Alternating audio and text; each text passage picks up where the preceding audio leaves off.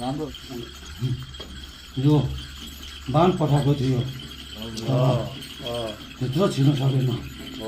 है ल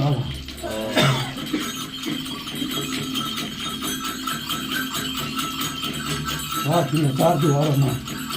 हामीले खाली राख्थ्यो है ल राम्रो भयो होला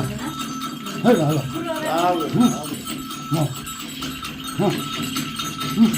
यो घाट तिनी घाट खोरेङ घाट तिनी घाट खैखेलिनीमा त्यो छपन्न गएको बालापुत्रको सिद्धि सधैँ भएको छैन भर्खर एकचोटि गयो